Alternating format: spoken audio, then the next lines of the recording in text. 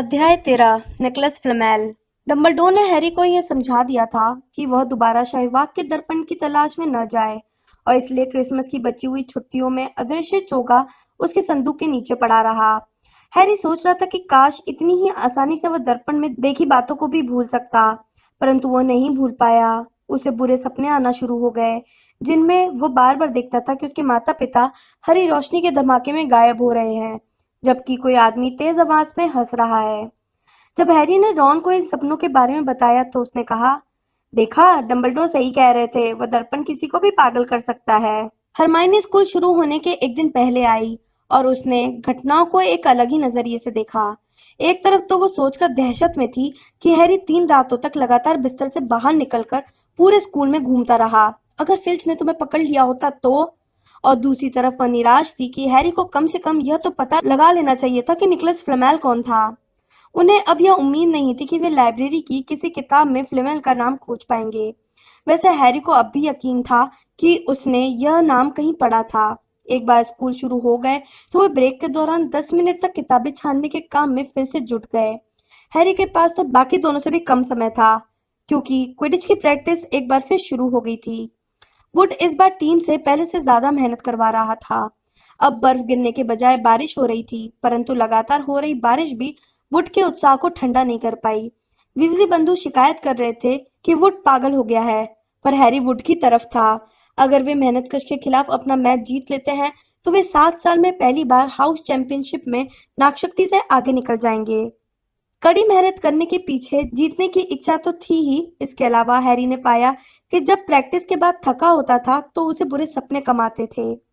फिर एक दिन जब मौसम बहुत ज्यादा गीला और मैदान कीचड़ भरा था, तब प्रैक्टिस के दौरान वुड ने टीम को एक बुरी खबर सुनाई।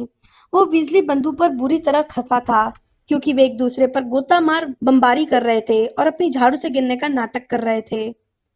मस्ती मत करो, वह चीखा। इसी तरह की हरकतों से हम मैच हारेंगे। इस बार स्नेप रेफरी बन रहे हैं और उनकी पूरी कोशिश रहेगी कि किसी भी बहाने से गुरुद्वार के पॉइंट कम कर दें। यह सुनकर जॉर्ज वीजली अपनी झाड़ू पर से सचमुच गिर गया। स्नेप रेफरी बन रहे हैं? वो कीचड़ सने मुंह से बोला। स्नेप क्विडिच मैच में पहले कब रेफरी बने हैं? अगर हम नाक शक्ति से आगे निकलने की स्थिति में हैं तो वे कभी न्याय नहीं करेंगे। बाकी की टीम भी जॉर्ज के पास नीचे उतरकर शिकायत करने लगी। यह मेरी गलती नहीं है, वुड ने कहा। हमें तो सिर्फ इस बात का पूरा ध्यान रखना है कि हम साफ सुथरा खेल खेलें, ताकि स्नेप को हमारे खिलाफ कोई बहाना न मिल सके। यह सब तो ठीक था, हैरी ने सोचा, परंतु एक और कारण था जिसकी वजह से वो स्नेप के आसपास रहने पर क्विडिच नहीं खेलना चाहता था। टीम के बाकी लोग प्रैक्टिस के बाद हमेशा की तरह एक दूसरे से बात करने के लिए रुक गए, परंतु हैरी सीधे गुरुद्वार के हॉल में गया, जहां उसने रॉन और हरमाइनी को शतरंज खेलते देखा। शतरंज इकलौती ऐसी चीज थी जिसमें हरमाइनी हार जाती थी, और हैरी तथा रॉन दोनों का ही विचार था कि यह उसकी उदारता थी। जब हैरी उसके बगल में बैठा तो रॉन बोला, जरा 1 मिनट रुको, मुझसे कुछ मत बोलना। तभी उसकी निगाह अचानक हैरी के चेहरे पर पड़ी। तुम्हें क्या हुआ? तुम्हारी हालत तो बहुत खराब दिख रही है। कोई और न सुन ले इसलिए अपनी आवाज नीचे रखते हुए हैरी ने उन दोनों को बताया कि स्नेप के मन में क्विडिच का रेफरी बनने की दुष्ट इच्छा अचानक जाग गई है। तो खेलने से मना कर दो, हरमाइनी ने तत्काल कहा। कह दो कि तुम बीमार हो, रॉन ने कहा। अपनी टांग टूटने का नाटक करो, हरमाइनी ने सुझाव दिया। अपनी टांग सचमुच तोड़ लो, रॉन ने कहा। मैं ऐसा नहीं कर सकता, हैरी ने कहा। हमारे पास कोई रिजर्व खोज ही नहीं है। अगर मैं नहीं खेलूंगा तो गुरुद्वार तो खेल ही नहीं पाएगा। उसी पल नेविल गिरता पड़ता हुआ हॉल में आया। कोई नहीं समझ पाया कि वो किस तरह तस्वीर के छेद से अंदर आने में कामयाब हुआ, क्योंकि इसके पैर बंधे थे। वे तत्काल समझ गए कि पैर बांधने वाले सांप की वजह से उसके पैर बंधे थे। वह गुरुद्वार के हॉल तक सारे रास्ते कूदता हुआ आया होगा। हरमाइनी को छोड़कर सभी हंसने लगे। हरमाइनी उछलकर खड़ी हुई और उसने शाप विरोधी मंत्र पढ़ा। नेविल के पैर खुलकर अलग हो गए और वह अपने पैरों पर खड़ा हो गया, हालांकि वह अब भी कांप रहा था। क्या हुआ था? हरमाइनी ने उससे पूछा और उसे हैरी तथा रॉन के पास लाकर बिठा दिया। मेलफॉय, नेविल ने कांपते हुए कहा, वो मुझे लाइब्रेरी के बाहर मिला था। उसने कहा कि वो इसकी प्रैक्टिस करने के लिए किसी को ढूंढ रहा था। प्रोफेसर मैगोनिकल के पास जाओ, हरमाइनी ने नेविल को सलाह दी। उसकी शिकायत करो। नेविल ने अपना सिर हिलाया। मैं अपने आप को और ज्यादा मुश्किल में नहीं डालना चाहता, वह बुदबुदाया। तुम्हें उसका सामना करना होगा नेविल, रॉन ने कहा। उसे लोगों को अपने कदमों के तले रौंदने की आदत पड़ चुकी है, परंतु यह तो कोई कारण नहीं है कि तुम उसके सामने झुक जाओ और उसका काम आसान कर दो। मुझे यह बताने की जरूरत नहीं है कि मुझ में गुरुद्वार में रहने की बहादुरी नहीं है। मैल्फॉय यह काम पहले ही कर चुका है, नेविल ने रूंधे गले से कहा। हैरी ने अपने दुशाले की जेब टटोली और चॉकलेट का एक मेढक निकाला। यह उस बक्से का आखिरी मेढक था जो हरमाइनी ने उसे क्रिसमस पर दिया था। उसने इसे नेविल को दे दिया, जिसे देखकर लग रहा था कि वो बस रोने ही वाला था। तुम अकेले 12 मैल्फॉय के बराबर हो नेविल, हैरी ने कहा। बोलती टोपी ने तुम्हें गुरुद्वार में भेजा था, है ना? और मैल्फॉय कहाँ है, सड़े नाकशक्ति में? मेढक का कवर हटाते हुए नेविल के होठों पर एक हल्की मुस्कान आई। धन्यवाद हैरी, मुझे लगता है कि मुझे बिस्तर पर जाना चाहिए। क्या तुम्हें कार्ड चाहिए? तुम कार्ड इकट्ठे करते हो, है ना? जब नेविल चला गया तो हैरी ने मशहूर जादूगर के कार्ड की तरफ देखा। एक बार फिर डंबलडोर, उसने कहा। पहली बार भी मुझे वही मिले थे। उसने सांस अंदर की तरफ खींची और कार्ड को पलटा। फिर उसने रॉन और हर्माइनी की तरफ देखा। मुझे मिल गया, वो फुसफुसाया। मुझे फ्लैमेल मिल गया। मैंने तुम लोगों से कहा था ना कि मैंने उसका नाम कहीं पहले पढ़ा है। मैंने उसका नाम ट्रेन में पढ़ा था जब मैं यहाँ आ रहा था। यह सुनो, प्रोफेसर डंबलडोर खास तौर पर इन चीजों के लिए मशहूर हैं। 1945 में शैतानी जादूगर ग्रिंडलवाल्ड को हराने के लिए, ड्रैगन के खून के 12 प्रयोगों की खोज के लिए और अपने पार्टनर निकोलस फ्लेमेल के साथ रसायन शास्त्र पर किए काम के लिए। हरमाइनी एकदम उछली। जब उसे अपने पहले होमवर्क के लिए नंबर मिले थे, उसके बाद वो इतनी कभी रोमांचित नहीं दिखी थी। यहीं रुको, उसने कहा, और वो सीढ़ियों पर कूदती हुई लड़कियों के कमरे की तरफ भागी। हैरी और रॉन को बस इतना ही मौका मिल पाया कि वे एक दूसरे की तरफ रहस्यमय निगाह से देख सकें, और इतने में ही हरमाइनी दौड़ लगाकर वापस आ गई। उसके हाथ में एक भारी भरकम पुरानी किताब थी। मैंने कभी इसमें देखने के बारे में तो सोचा ही नहीं, वो रोमांचित स्वर में फुसफुसा रही थी। मैंने यह किताब कई सप्ताह पहले लाइब्रेरी से दिल बहलाने के लिए ली थी। दिल बहलाने के लिए, रॉन ने कहा, परंतु हरमाइनी ने उसे तब तक चुप रहने को कहा जब तक वह किताब में कुछ खोज ना ले। इसके बाद उसने किताब के पन्ने तेजी से पलटाए और वो अपने आप से बोलते हुए बड़बड़ाती जा रही थी। आखिरकार उसे वो मिल ही गया जिसकी वह तलाश कर रही थी। मैं जानती थी। क्या अब हमें बोलने की इजाजत है? रॉन ने मुंह बनाकर कहा। हरमाइनी ने उसे नजरअंदाज कर दिया। निकोलस फ्लेमेल, वह नाटकीय अंदाज में बोली, के पास पारस पत्थर है। इसका उतना प्रभाव नहीं पड़ा जितनी उसे उम्मीद थी। क्या? हैरी और रॉन ने कहा।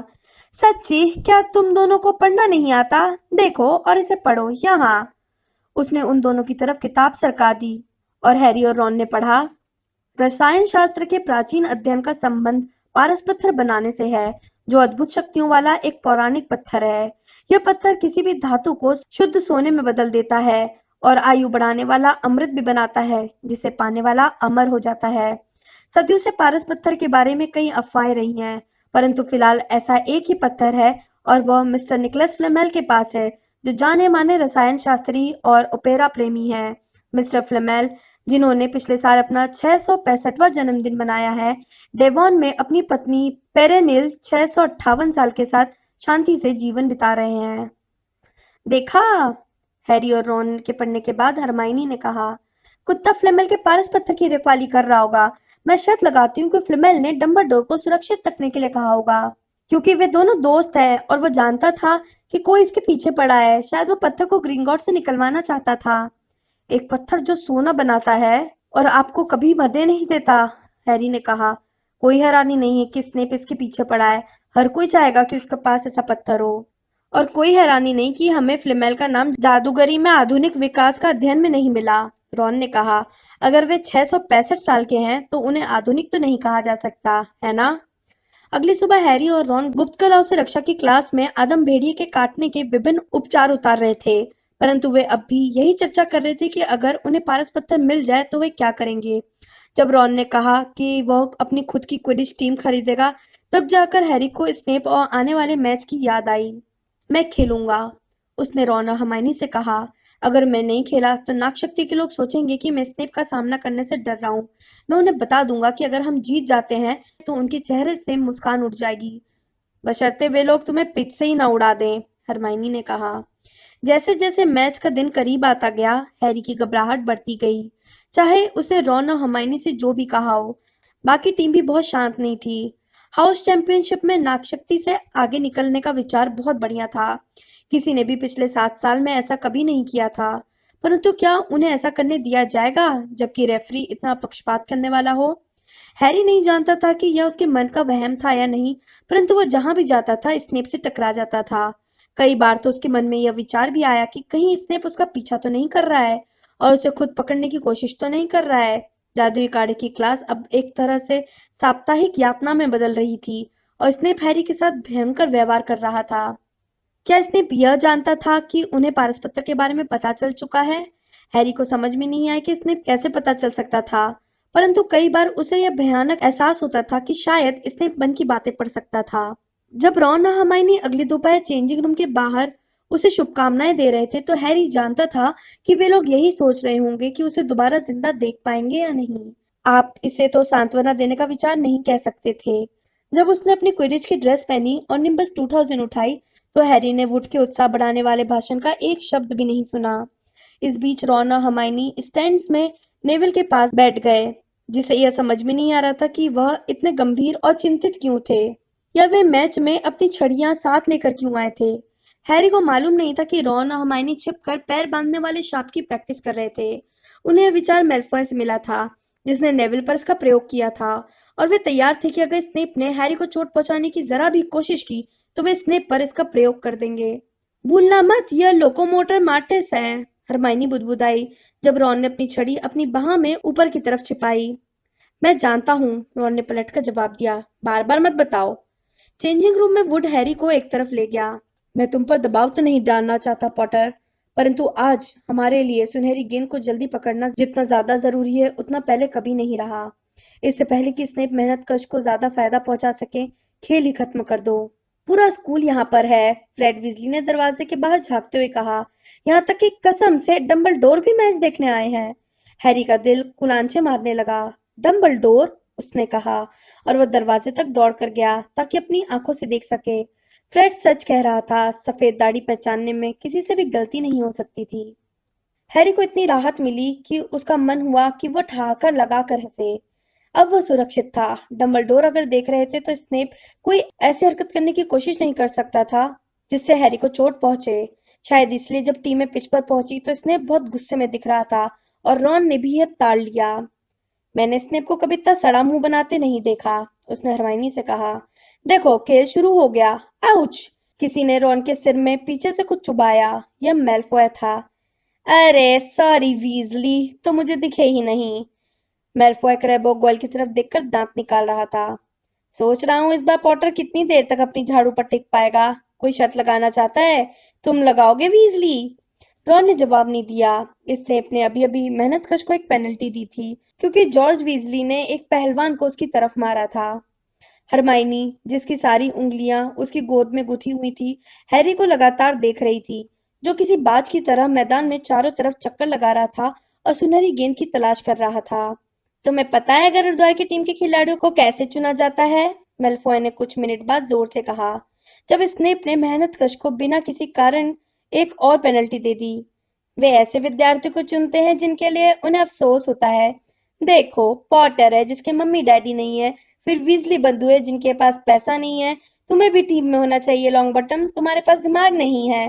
नेविल का चेहरा अचानक लाल हो गया, परंतु वो अपनी सीट से मेलफॉय की तरफ मुड़ा। मैं तुम जैसे 12 लोगों के बराबर हूँ मेलफॉय, उसने हकलाते हुए कहा।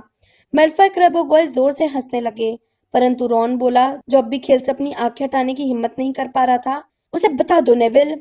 लॉन्ग बॉटम, अगर दिमाग सोना होता तो तुम तो वीजली से भी ज्यादा गरीब होते, और यह बहुत बड़ी बात है। हैरी की चिंता की वजह से रॉन का संयम पहले ही टूटने की कगार पर था। मैं तुम्हें चेतावनी दे रहा हूँ मेलफॉय, अगर अब आगे कुछ कहा तो। रॉन, हरमाइनी ने अचानक कहा। हैरी! क्या कहा? हैरी अचानक एक जबरदस्त गोता लगा रहा था, जिस वजह से भीड़ के मुंह से आह निकल गई और तालियों की आवाज आने लगी। हरमाइनी खड़ी हो गई और उसने अपने दांत तले उंगलियां दबा ली, क्योंकि हैरी गोली की रफ्तार से जमीन की तरफ चला जा रहा था। तुम्हारी किस्मत अच्छी है वीजली, लगता है पॉटर को जमीन पर कोई सिक्का दिख गया है, मेलफॉय ने कहा। रॉन ने आपा खो दिया। इससे पहले कि मेलफॉय समझ पाता कि क्या हो रहा था, रॉन उसे जमीन पर पटक कर उसके ऊपर चढ़ चुका था। नेविल झिझका, फिर वो अपनी सीट के पीछे चढ़कर उसकी मदद करने पहुंच गया। शाबाश हैरी, हरमाइनी चीखी और अपनी सीट पर खड़े होकर देखने लगी कि हैरी स्नेप की तरफ तेजी से लपक रहा था। हरमाइनी का ध्यान इस तरफ नहीं गया कि मेल्फॉय और रॉन उसकी सीट के नीचे लुढ़के हुए हैं या नेविल। क्रैब और गोयल की तरफ से मुक्कों और चीखों की आवाजें आ रही थीं। ऊपर हवा में स्नेप अपनी जादुई झाड़ू पर समय रहते पलटा और उसने देखा कि लाल रंग की कोई चीज उससे कुछ इंच दूर से गुजरी। अगले ही पल हैरी ने अपने गोते को पूरा किया और अपनी बाह को जीत की खुशी में ऊपर उठाया। सुनहरी गेंद उसके हाथ में कैद थी। दर्शकों के स्टैंड जैसे फट पड़े। यह एक रिकॉर्ड था। किसी को भी याद नहीं कि सुनहरी गेंद को इससे पहले कभी इतनी जल्दी कब पकड़ा गया था। रॉन, रॉन तुम कहाँ हो? मैच खत्म हो गया। हैरी जीत गया। हम जीत गए। गुरुद्वारा अब सबसे आगे है। हरमाइनी चीखी। वो अपनी सीट पर ऊपर नीचे नाच रही थी और अगली लाइन में बैठी पार्वती पाटिल को गले लगा रही थी। हैरी अपनी झाड़ू से जमीन से 1 फुट ऊपर से कूदा। उसे यकीन नहीं हो रहा था कि उसने यह कर दिखाया था। मैच खत्म हो गया था। यह मुश्किल से 5 मिनट चला होगा। जब गुरुद्वार के विद्यार्थी पिच पर लौटते हुए आए तो उसने स्नेप को पास में उतरते देखा, जिसका चेहरा सफेद पड़ गया था और होंठ भींचे हुए थे। फिर हैरी ने महसूस किया कि किसी ने उसके कंधे पर हाथ रखा। उसने पलटकर डंबलडोर के मुस्कुराते हुए चेहरे को देखा। शाबाश, डंबलडोर इतने धीमे बोले कि सिर्फ हैरी ही सुन सके। यह देखकर अच्छा लगा कि तुम उस दर्पण के बारे में चिंता नहीं कर रहे हो, अपने आप को व्यस्त रख रहे हो। बहुत अच्छे। स्नेप ने करवाहट से जमीन पर थूका। हैरी कुछ समय बाद चेंजिंग रूम से अकेला निकला ताकि वह अपनी निम्बस 2000 को झाड़ू घर में वापस ले जा सके। उसे याद नहीं था कि उसे इससे पहले कभी इतनी ज्यादा खुशी हुई थी। उसने अब सचमुच ऐसा कुछ कर दिखाया था जिस पर वह गर्व कर सकता था। अब कोई नहीं कह सकता था कि वह सिर्फ एक मशहूर नाम था। उसे शाम की हवा पहले कभी इतनी मीठी गंध से भरी नहीं लगी थी। वह गीली घास पर चला और उसने अपने मन में आखिरी घंटे की यादों को ताजा किया, जो एक खुशनुमा फिल्म थी। गुरुद्वार के विद्यार्थी उसे अपने कंधों पर बिठाने के लिए भाग रहे थे। रॉन और हरमाइनी दूर कूद रहे थे। रॉन की नाक से काफी खून बह रहा था, परंतु वह तालियां बजा रहा था। हैरी झाड़ू घर तक पहुंच गया। वह लकड़ी के दरवाजे पर टिका और उसने हॉगवर्ट्स की तरफ देखा, जिसकी खिड़कियां डूबते सूरज की रोशनी में लाल दिख रही थी। अब गुरुद्वार सबसे आगे था। उसने यह कर दिखाया था। उसने स्नेप को बता दिया था। और स्नेप की बात पर एक नकाब पहनी हुई आकृति महल की अगली सीढ़ी से तेजी से बाहर आई। जाहिर था वह नहीं चाहती थी कि कोई उसे देखे, इसलिए वह जितनी तेजी से हो सकता था अंधेरे जंगल की तरफ बढ़ने लगी। यह देखते ही हैरी के मन में जीत की यादें धुंधली हो गई। उसने उस आकृति की लंगड़ाती चाल को पहचान लिया। जब बाकी सभी डिनर ले रहे थे तो स्नेप चोरी से जंगल में क्यों जा रहा था? आखिर हो क्या रहा था? हैरी अपने निम्बस 2000 पर कूदकर बैठा और उड़ चला। महल के ऊपर चुपचाप उड़ते हुए उसने देखा कि स्नेप लगभग दौड़ते हुए जंगल में घुस रहा था। वह भी उसके पीछे चल दिया। पेड़ इतने घने थे कि उसे यह नहीं दिखा कि स्नेप कहाँ गया। हैरी निश्चित दायरे में उड़ता रहा, फिर नीचे की तरफ आया और पेड़ों की सबसे ऊपरी शाखाओं को छूता रहा जब तक कि उसे आवाजें सुनाई नहीं दी। वो उन आवाजों की तरफ उड़ा और बिना हलचल किए उतरकर एक बड़े पेड़ पर बैठ गया। वह सावधानी से उनकी एक डाल पर चढ़ा और अपनी जादुई झाड़ू को कसकर पकड़े रहा। वह पत्तियों के बीच से देखने की कोशिश कर रहा था। नीचे छायादार खुली जगह में स्नेप खड़ा था, परंतु वह अकेला नहीं था। क्विरिल भी वहां था। हैरी क्विरिल के चेहरे के भाव को तो नहीं देख सकता था, परंतु वो पहले से भी ज्यादा बुरी तरह हकला रहा था। हैरी ने यह सुनने के लिए अपनी सारी शक्ति लगा दी कि उनमें क्या बात हो रही थी। नहीं जानता कि आप मुझसे यहाँ क्यों क्यों क्यों मिलना चाहते थे, सिविरियस। मैं सोचा कि हमारा छुप कर मिलना ही बेहतर होगा, स्नेप ने बर्फीली आवाज में कहा। विद्यार्थियों को पारस पत्थर के बारे में मालूम नहीं होना चाहिए, है ना? हैरी आगे झुका। कुरिल कुछ बुदबुदा रहा था। स्नेप ने उसे बीच में टोका। क्या तुम्हें पता चल गया है कि हैग्रिड के कुत्ते को पार कैसे करना है? परंतु सिविरियस, मैं तुम मुझे अपना दुश्मन तो नहीं मानना चाहोगे, है ना क्विरल? स्नेप ने कहा और उसकी तरफ एक कदम बढ़ाया। मैं नहीं नहीं जानता कि आप क्या। तुम बहुत अच्छी तरह जानते हो कि मेरा क्या मतलब है। तभी एक उल्लू तेजी से चीखा और हैरी चौंक कर पेड़ पर से लगभग गिर पड़ा, लेकिन उसने समय रहते ही अपने आप को संभाल लिया। जब स्नेप कह रहा था, तुम्हारा तंत्र मंत्र मैं इंतजार कर रहा हूँ, परंतु मैं नहीं। ठीक है, स्नेप ने उसकी बात को काटते हुए कहा। हम जल्दी ही एक बार फिर मिलेंगे। तब तक तुम अच्छी तरह से सोच विचार कर लेना और फैसला कर लेना कि तुम्हारी वफादारी किसकी तरफ है। उसने चोगे को अपने सिर पर डाला और वहां से चल दिया। अब अंधेरा लगभग पूरी तरह हो चुका था, परंतु हैरी देख सकता था कि क्विरल अब भी चुपचाप खड़ा था, जैसे वो पत्थर की मूर्ति बन गया हो। हैरी, तुम कहाँ थे? हरमाइनी चीखी। हम जीत गए। तुम जीत गए, हम जीत गए, रॉन चिल्लाया और उसने हैरी की पीठ ठोकी। और मैंने मेलफॉय की आंख काली कर दी तथा नेविल ने क्रैबो गोयल से अकेले निपटने की कोशिश की। वो अब भी ठंडा है, पर मैडम पॉम्फ्री का कहना है कि वो बिल्कुल ठीक हो जाएगा। नागशक्ति को मजा चखाने में अब क्या कसर रह गई है? हॉल में सब तुम्हारा इंतजार कर रहे हैं, हम पार्टी कर रहे हैं। फ्रेड और जॉर्ज किचन में से कुछ केक और बाकी सामान चुरा लाए हैं। उन सबको भी रहने दो, हैरी ने हाँफते हुए कहा। चलो हम किसी खाली कमरे में चलते हैं, कुछ कहने से पहले मेरी बात सुन लो। हैरी ने पहले पक्का कर लिया कि कमरे में अंदर पीस तो नहीं है, फिर उसने दरवाजा बंद कर लिया। इसके बाद हैरी ने उन्हें बताया कि उसने अभी अभी क्या देखा और सुना था। तो हम सही थे, वो पारस पत्थर ही है, और स्नेप कुरिल को मजबूर कर रहा है कि उसे हासिल करने में वो उसकी मदद करे। उसने पूछा कि क्या वो जानता है कि फ्लफी को कैसे पार किया जाए, और उसने क्विरल के तंत्र मंत्र के बारे में भी कुछ कहा। मुझे लगता है कि फ्लफी के अलावा भी बहुत सी चीजें हैं जो पत्थर की रखवाली कर रही हैं। बहुत से मंत्र होंगे, और शायद क्विरल ने भी गुप्त कला से रक्षा के लिए कुछ जादू किया होगा, जैसे स्नेप को तोड़ना होगा। हरमाइनी ने आतंकित होकर कहा। तो तुम्हारा मतलब है पत्थर तभी तक सुरक्षित है जब तक क्विरल स्नेप के सामने घुटने नहीं टेक देता? तब तो यह अगले मंगलवार तक चला जाएगा, रॉन ने कहा।